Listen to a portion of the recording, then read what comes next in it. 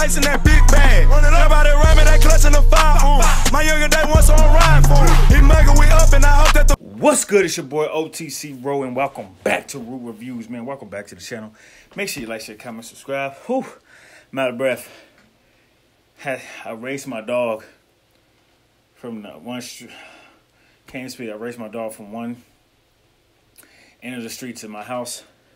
This nigga's fast, bro. I'm talking dumb fast. Anyways, make sure you like, share, comment, subscribe, bros, dislike. All that, man. Hit the notification button so you know when your boys uploaded, man. This is the top 10 scary West Virginia urban legends. Love stuff like this. If you have weird things that went on in your hometown or your home state or city or whatever, or neighborhood, send them my way. Send links so we can watch all this creative and good stuff around, you know what I'm saying, around the globe. That's anywhere, not just America.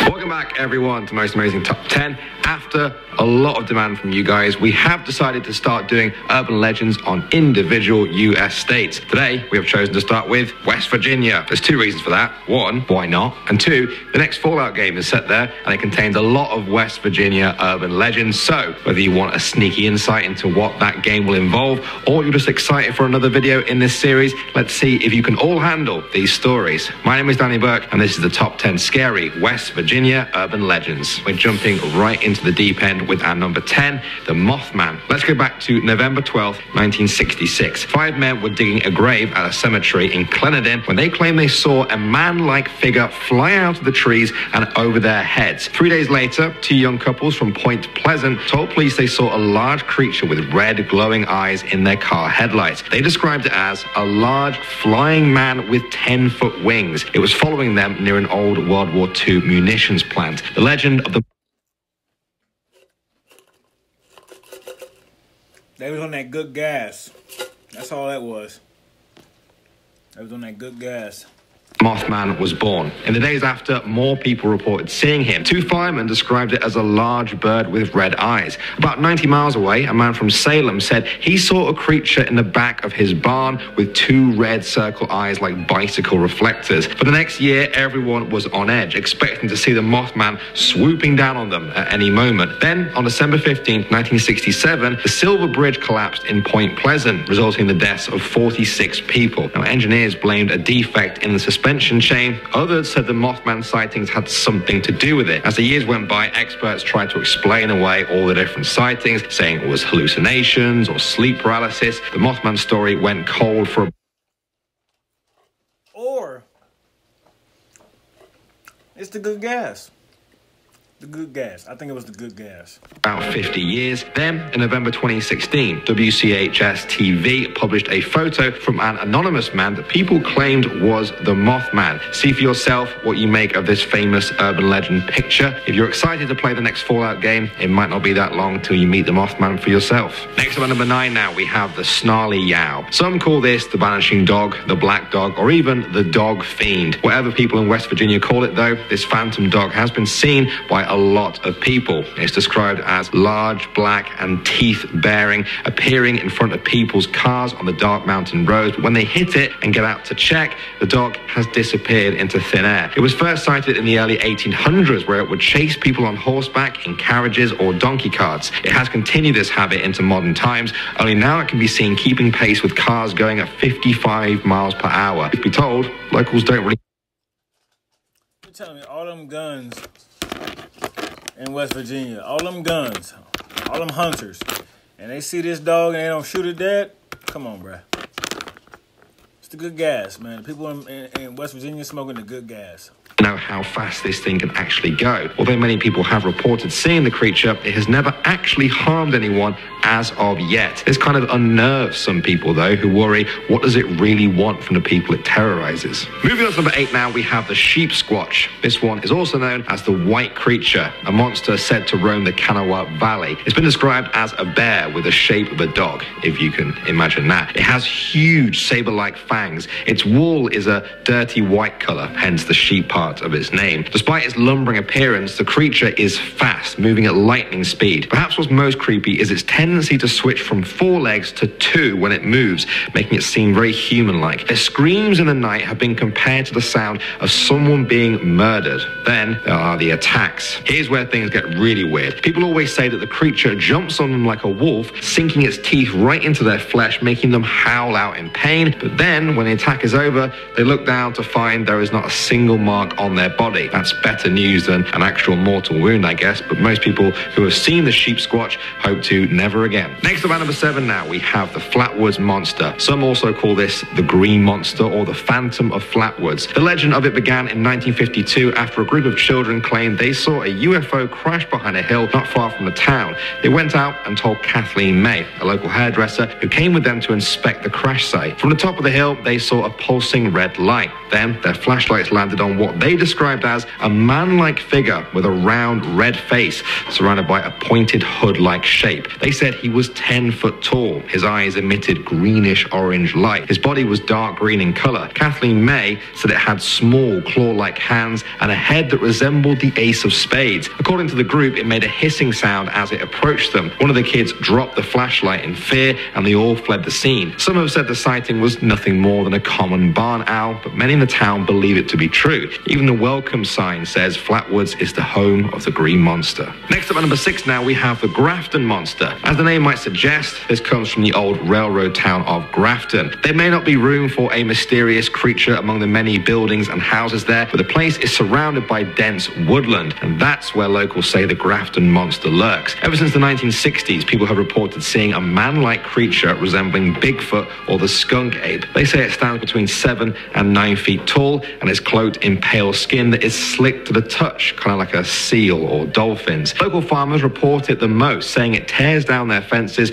and strips their trees of fruit. Those who have got close enough described it as being able to run extremely fast and having a foul odor. Perhaps the strangest description, although rarer than the rest, is that the Grafton Monster is headless. Others say witnesses are mistaken and it only appears headless because it tucks its head low to its chest. Some say you'll know it's near when it lets out a low whistle through the trees. Next up now at number 5, we have the Bunny Man. This one sounds cute, right? You guys might have thought we were taking a quick break from scary halfway through the video, or no, it's just getting worse. The Bunny Man legend began with 2 incidents in Fairfax County in 1970. The first came from Air Force Cadet Robert Bennett and his fiancée. On October 9th, the couple were returning from a football game around midnight. They parked up to visit a relative when out of nowhere, a figure ran up to the back of their car and smashed the front passenger window in. They looked up to see a man in a white suit with long bunny ears. The Bunny Man screamed that they were on private property and trespassing. The couple sped away and later found a hatchet that was used to smash the window on the floor of their car. 10 days later, a construction man called Paul Phillips was on the same road. He approached a man standing on the porch of an unfinished home. He described him as wearing a grey, black and white bunny costume. The Bunny Man began chopping at a porch post with a long-handled axe, saying, "All you people trespass around here. If you don't get out of here, I'm going to bust you on the head." The police investigation was closed due to the lack of evidence, but more than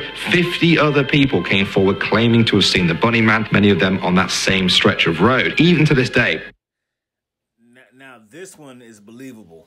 You know what I'm saying? Man with a costume coming just acting crazy, probably has a mental health disease or probably just crazy.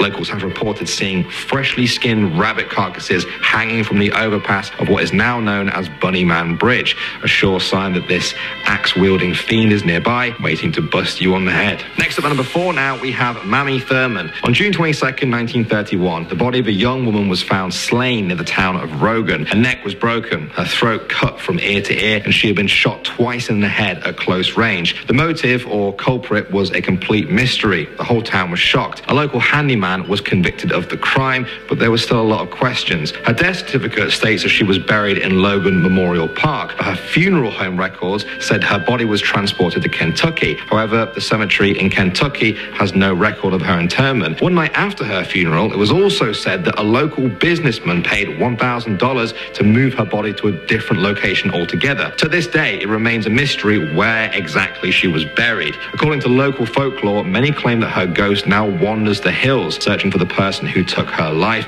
as the handyman was not to blame. Others said she waits on that same road, waiting for justice. Many have seen her there, saying she hitchhikes with truck drivers only to vanish into thin air. People who park on the hill say they felt her push the car up. Nice, but no thanks. Next up, number 3 now, we have Screaming Jenny. The story goes like this. Along some railroads in West Virginia, there were some abandoned old storage sheds. The poor had moved in there to escape the harsh winters. A sweet woman called Jenny lived there. She had fallen on hard times, never had enough to eat, and the small fires barely kept her alive. Still, she did everything she could to help those around her. On one cold autumn evening, she sat shivering over her fire when a spark flew out and lit her wool skirt on fire. She was so busy eating her broth that she didn't notice until the fire began to scorch right down to her skin. She leapt up and threw the broth all over herself, but that didn't stop the fire. She began screaming along the tracks, begging for help as the flames engulfed her whole body. She ran for the nearby train station, hoping someone there could help, but by now she was a glowing inferno, a ball of fire that looked barely human. In her pain and confusion, she didn't see the train rounding the curve ahead of her. Her scream stopped as the train mowed her down. The station crew found her dead, still burning. They put her out, gave her a funeral, and buried Jenny in the local graveyard. She was quickly forgotten. Then, a month later, another train was rounding the curve on the tracks when it hit another screaming ball of fire. The crew expected to see another mangled body burning, but this time, there was nothing there. It's been that way ever since. Train drivers in the area say they still see Screaming Jenny, especially on the anniversary of her death. It seems she's locked in an eternal loop, still desperate for the help she needed in her final moments. Next up, number 2 now, we have the Ogua. Quite simply, the Ogua is a river monster. It's said to lurk in the waters of the Monongahela River in Marion County. Its legend goes back to Native American tribes who lived along the riverbanks there many years ago. It's said to be a serpentine creature of up to 500 pounds in weight, with a reddish-brown color and deadly razor-sharp teeth. It's also amphibious and has been known to clamber onto land if it needs to. It stays hidden in the waters during the day, coming onto land at night to hunt for prey. Apparently, it even hunts deer. Yeah, fully grown deer. It waits along their paths and then thrashes them into submission with its tail before dragging them into the river to devour. Of course, if it can bring down a deer, it wouldn't have much trouble with a human. Some people don't even go near the places where it's sighted, at least not alone. And finally, number 1 now, we have Droop Mountain. On this mountain, there was once a very fierce battle during the American Civil War. Many lost their lives, and the blood spilled that day is said to have soaked into the very mountain itself, changing it forever. They say the cries of war still linger on Droop Mountain, forever lost in time. Visitors have reported that something just feels off when you're up there. At night, there is no mistaking it at all. One woman who was raised beside the mountain reported seeing a man standing up on the old battlefield. His body glowed in the darkness, and to her astonishment, he had no head. Whenever they shone a light on him, he disappeared. Another time, the woman was walking with her husband and cousins when the whole group stopped in their tracks. Up there again on the old battlefield was a transparent soldier on his horse. The soldier seemed to notice them before turning away and vanishing into the trees. Even skeptics have reported seeing the figure of a headless man drifting along. Those who have got close say he is wearing a Confederate uniform. Now, others say his head isn't actually missing, it's just been shot off. To be honest, I'm not really sure which one of those is scarier.